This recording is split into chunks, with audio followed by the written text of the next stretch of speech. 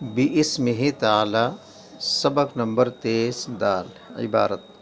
وکانت عامۃ الصحابۃ رضی اللہ تعالی عنہم یرون توریث ذوی الارحام وبہ قال اصحابنا رحمہم اللہ تعالی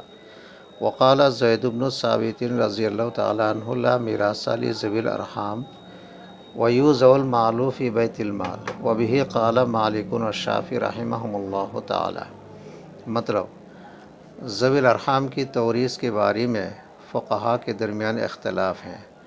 اکثر صحابہ اور تابعین کی رائے یہ ہے کہ اصحاب فرائض اور عصبات موجود نہ ہونے کے وقت ذوی الارحام کو ترکہ ملے گا، اور یہی مسلک احناف اور حنابلہ کا ہے۔ مگر صحابہ میں سے حضرت زید بن ثابت رضی اللہ تعالیٰ عنہ کا مسلک یہ ہے کہ اصحاب فرائض اور عصبات موجود نہ ہونے کی صورت میں تمام ترکہ بیت المال یعنی اسلامی سرکاری خزانہ میں رکھ دیا جائے گا، اور یہی مسلک امام مالک اور امام شافعی رحمہم اللہ تعالی کا ہے۔ نوٹ: جو فقہا نادار، لاچار، کمانے سے عاجز مسلمانوں کی امداد کی غرض سے ترکہ بیت المال میں رکھنے کے قائل ہیں، ان کی یہاں یہ شرط بھی ہے کہ بیت المال شرعی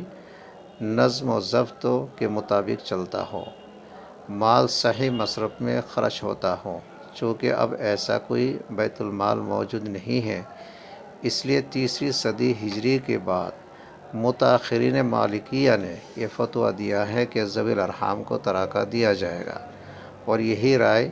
فقہائے شافعیہ کی بھی ہے، لہٰذا اب کوئی اختلاف نہ رہا۔ شکریہ، اللہ حافظ، اجازت دیجیے۔